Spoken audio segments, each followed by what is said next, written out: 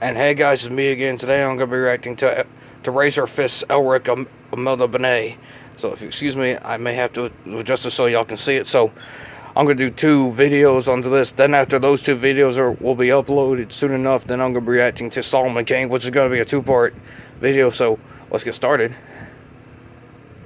Elric of melnibone is among the most celebrated, controversial, meretricious exemplars of fantasy fiction. Character whose introduction I'm going to try to hold this thing as long as I can. Fantasy pulp subverted every attribute of its chosen genre and redefined it in its entirety thereby. If you've ever read the somewhat staid prose of Lord of the Rings, followed it up with the morally ambiguous socio-political quagmires of Game of Thrones, and asked yourself aloud, now how did we get from this to this? The answer, my friend, is Elric of melnibone, a breath of fresh air in the early 60s fantasy genre. When he was asked by his editor to make something like Conan, Michael Moorcock used it as a roadmap, all right, of the exact fucking opposite of what he intended to do. Yet Sarah gets on my back about using language, but it's surprising how other people use bad language. Doomed duke who rides a fucking dragon and wields the forces of darkness against what he construes to be an even greater evil, who frequently wounds, alienates, or even murders those he loves the very most in the pursuit of his own perversion of justice.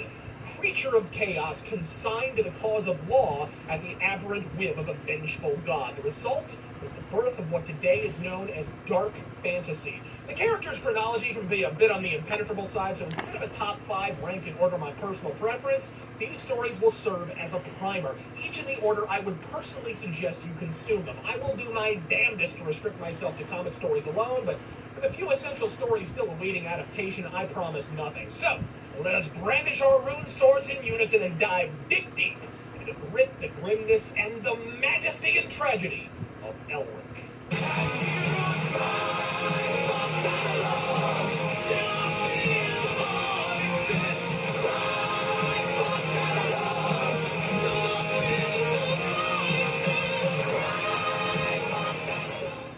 I think if I was a kid now, I wouldn't be interested in the genre. When I was interested in it, really, it was a sort of outlaw genre, the way rock and roll was, and it was the same thing as rock and roll. You never knew quite what was going to come out at the other side, and as soon as you know what's going to come out when you go into a studio and you know what's going to come out, the rock and roll dies. And to some extent, I think that's true of fantasy. It has to get bland to appeal to that large an audience.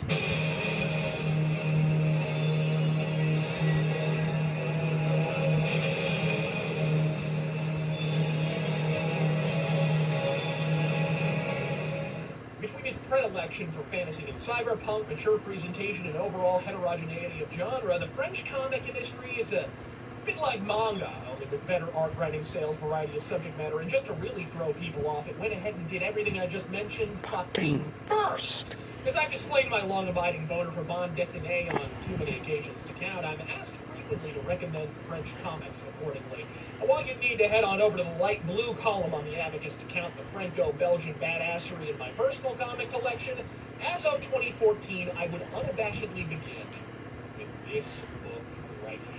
There hadn't been a French interpretation of Elric of melnibone since Druillet's exercise in copyright infringement back in the late 60s or so, prompting a lawsuit that necessitated the changing of its titular hero's name to Ragael for future adventures in Heavy Metal magazine. But when Glénat Bande Dessinée announced the first full-fledged French Elric in over 50 years, needless to say, my anus was primed and puckered. Translated and exported to the States by Titan Comics, I could heap every superlative in the Anglican tongue on this book, but perhaps the highest praise of all came when Michael Moorcock expressed in the foreword that he now considers this to be the definitive interpretation of his character. What do you think about this adaptation? Oh, I think it's superb. It's the best ever.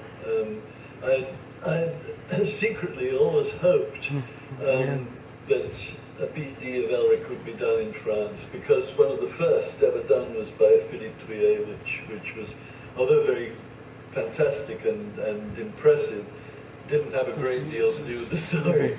And this is the work that Julien Bordeaux has done in the script.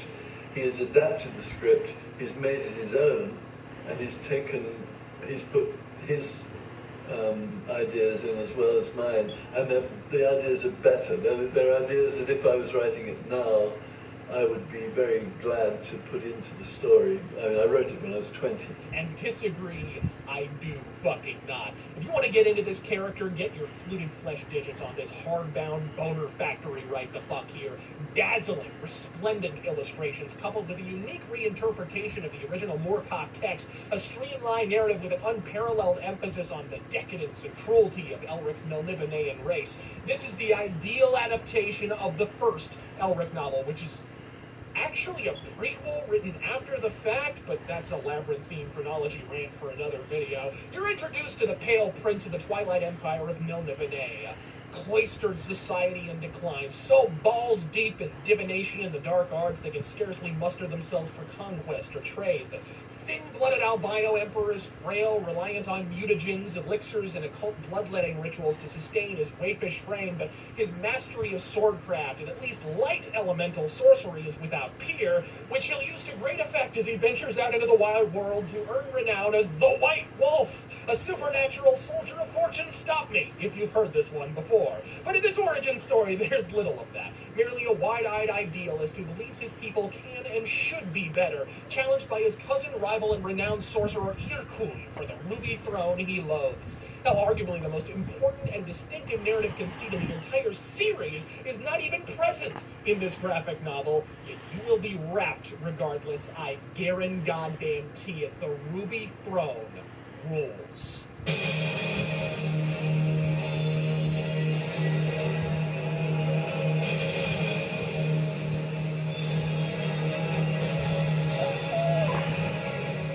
Picking up where its omni-powered predecessor left off, the sequel to the definitive Elric comic courtesy of the French came tumbling the fuck after, but not without a fair few creative upheavals.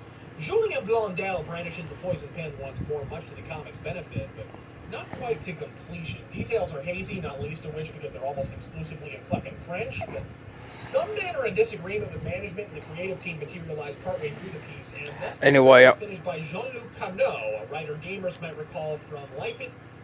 Anyway, I'm going to pause this video, so I hope y'all enjoyed this video. Please leave a like, and don't forget to subscribe to my channel. Follow me on Amino and TikTok, and I'll see y'all in part 2.